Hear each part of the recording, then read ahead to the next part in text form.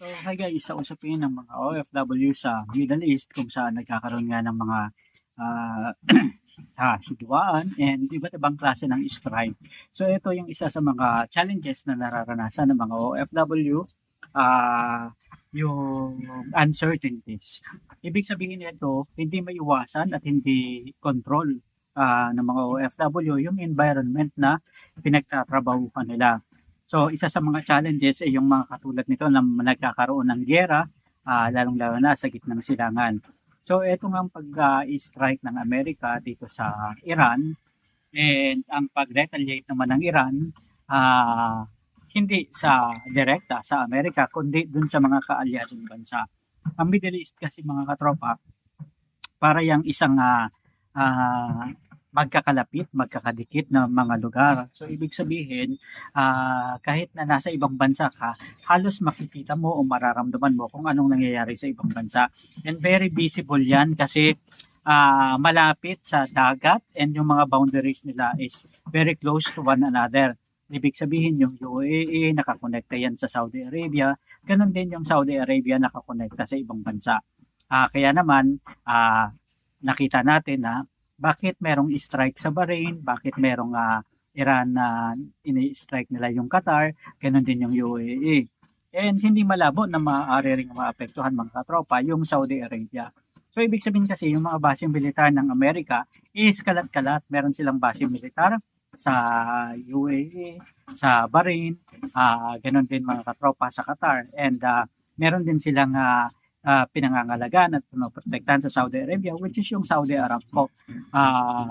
Alam naman natin na kapag sinabi ng Middle East, related yan sa gasoline na maaaring makaapekto sa ekonomiya ng iba't ibang bansa.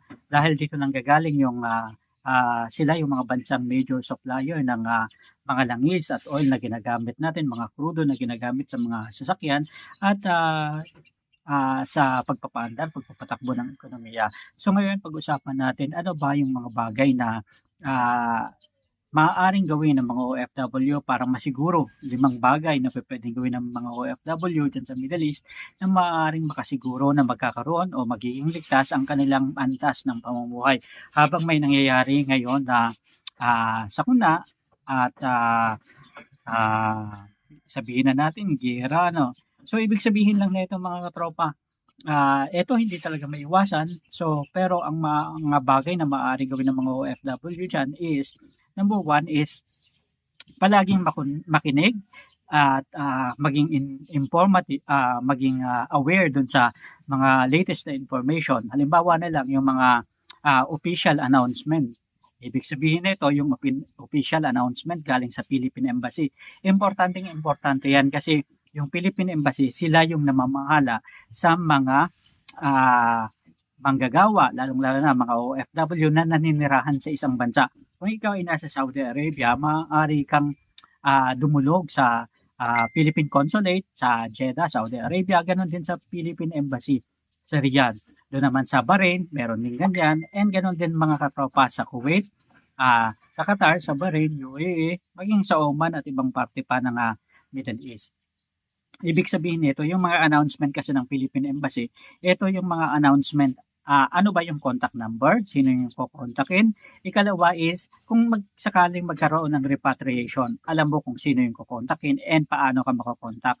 Dapat mga katropa, kasama ka sa database. Ibig sabihin nito, at least meron kang contact number sa kanila and sila rin may contact number sa'yo. Mahalaga ito kasi lalong-lalo na ngayon, biglang nagkakaroon ng mga bombahan. So, ibig sabihin, kung sakaling mabomba yung tinitirhan mo, at least, maaaring may makapagsabi na kaibigan at maaaring mahanap ka in case na magkaroon ng hindi inaasahang pagkakataon. Katulad nila mga katropa, nung nangyari dun sa Israel, di ba, isang building yung nabomba, isang building yung tinamaan ng missile. So, ibig sabihin lang nito, at least na-identify ka agad kung sino ba, may OFW ba na naninirahan doon. Ikalawa mga katropa is dapat magkaroon tayo ng mobile app o connection sa Department of Migrant Workers. Sila rin kasi mga katropa yung nagbibigay ng information in real time alerts at saka mga digital OEC. Importante ito lalong-lalo na kapag nagkaroon ng repatriation or emergency repatriation. Kaya mga katropa. So make sure may contact number kayo ng Philippine Embassy o consulate. Kung walang Philippine Embassy, at least consulate. Ikalawa is yung Department of Migrant Workers. Kasi kung sakaling ma-repatriate kayo mga katropa, sila yung magbibigay ng tulong financial o iba't ibang mga ayuda na maaari nyong magamit para at least makasurvive kayo dito sa Pilipinas kung sakaling mapauwi kayo. Kung hindi naman, at least may kasama kayo sa database na maaaring mabigyan ng tulong kung sakaling kailangan nyo ng iba't ibang uri ng tulong. Financial man or in kind or in service. Ikatlo mga katropa is yung local authorities. Alamin ang localized protocol ng bansang kinaroroonan. Halimbawa, Saudi Arabia, UAE, Qatar. Ibig sabihin, iba't iba kasi mga katropa yung approach ng mga bansa. So, kailangan importante, handa tayo and aware tayo kung anong gagawin. May mga pagkakataon na bigla na lang may maririnig na sirena. Ibig sabihin yung siren. Kapag ganyang mga pagkakataon, alam mo, kapag 2 tunog, 3 tunog, o 1 tunog, ano ba yung ibig sabihin yon? Baka mamaya, nasa second warning na, ikaw pabanjing-banjing pa.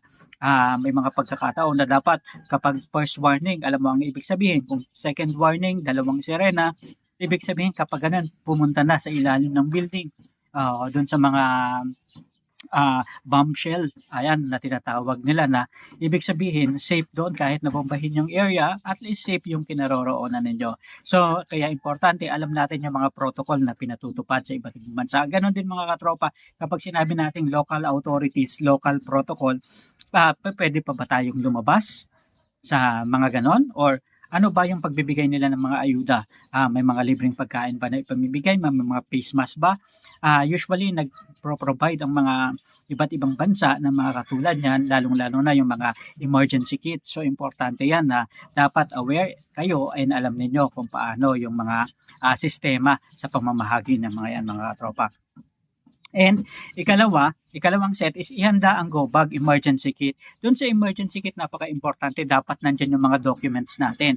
Ikama o work permit, and yung tinatawag na residential permit. Sa Saudi Arabia, tinatawag yan na ikama, and ganun din photocopies ng contract. Importante yung mga top 3 documents na yan kasi passport, paano ka makakapag-travel kapag biglaang nagkaroon ng repatriation and nagkaroon ng emergency sa inyong lugar.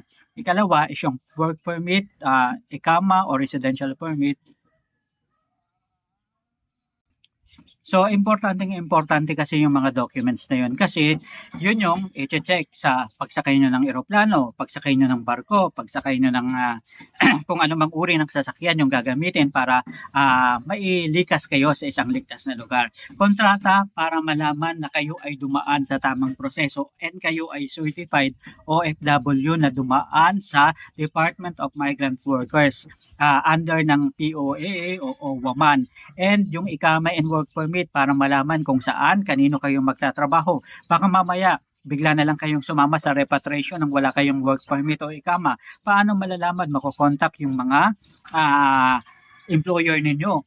Ibig sabihin, bigla na lang kayong maglaho. Hanap sila ng hanap kung nasaan na kayo o hindi kayo makontak. At least yung ating Philippine government through Philippine Embassy, ma-inform din yung mga pinagtatrabahuhan ninyo para kung sakaling ipa-repatriate kayo sa Pilipinas, makakabalik pa kayo mga katropa sa dati nyong pinagtatrabahuhan. Importante rin yung magkaroon tayo ng fully charged na power bank, extra load, and yung cellphone natin. Importante, wag natin gagamitin kung hindi naman kailangan. Mag-reserve tayo ng isang power bank na fully charged para in case of emergency, meron tayong magagamit. Dapat meron din tayong mga essentials tulad ng tubig, biscuits, mga ano ba tawag dyan? Mga chocolate o candies na maaaring magbigay sa atin ng extra energy na pwede nating kainin habang nasa mahabang biyahe. Kasi hindi natin alam kung ano yung magiging sitwasyon. And basic medicine, sakit sa ulo, sakit ng tiyan, yung mga katulad yan, and syempre, extra na cash. Yan yung importante sa mga OFW, mga katropa. Kailangan lagi kayong may reserve na cash sa mga sitwasyon na katulad yan. And alamin yung safe zone o shelter. Ibig sabihin nito, alamin ang pinakamalapit na bomb shelter o safe room sa inyong accommodation na pinagtatrabahuhan. Halimbawa, sa isang area, kung kayo ay nasa Riyadh, Saudi Arabia, saan ba saang area ba kayo sa Riyadh, Saudi Arabia? Halimbawa sa Uleya, o halimbawa sa Bata, o halimbawa sa Solimanya o bahala kayo kung saang lugar yan o exit 16, exit 15, kung saang lugar man. Alamin ano ba yung pinakamalapit na accommodation na safe na identified ng Philippine Embassy na okay, in case of emergency, yung mga Pilipino dito pwedeng pumunta. Dito pwede sa school na to mag-ipon-ipon para isang bagsakan lang, isang kuhaan, sama-sama kayong aalis. And importante rin mga katropa na avoid high-risk area na maaaring iwasan ng mga tataong lugar, military installation at mga malalapit sa border. Kasi yan yung mga laging target mga katropa. Yung mga lugar na talagang high value na pwedeng sa tingin ninyo is high risk, huwag kayong pumunta sa mga ganyang lugar. And stay indoors. Kung may narinig na sirena, missile alert, huwag lumabas para manood na parang chismoso at na gusto nila makuha na parang reporter pa.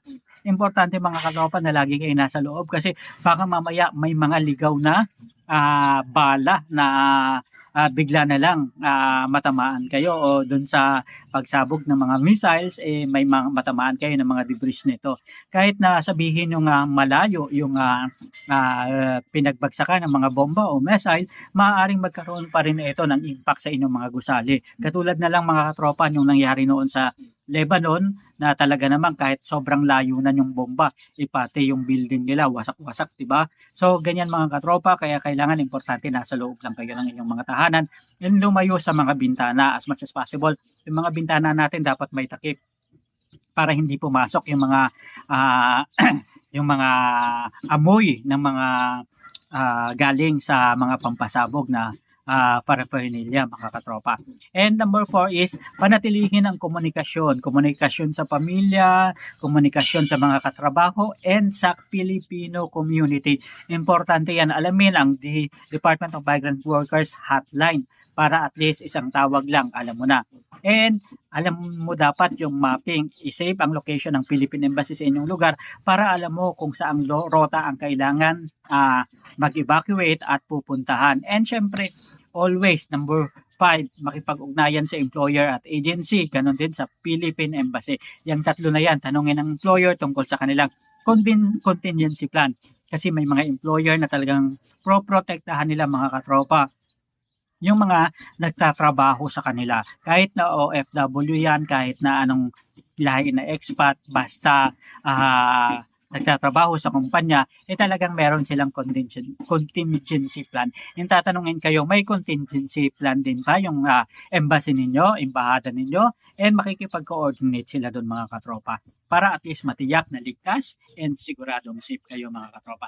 Specific hotline ng Philippine Embassy, wag na wag nyong kalilimutan. Yan ang isa sa mga pinaka-importanting dapat nyong alamin, lalong-lalo na sa panahon na nagkakaroon ng mga giyera na katulad niyan. So hanggang sa muli, maraming salamat sa pagsama sa atin. Isang araw na naman ng kwentuhan. Paano ba magiging safe at ligtas ang mga kababayan nating OFW sa Middle East? Hanggang sa muli, maraming salamat. Paalam.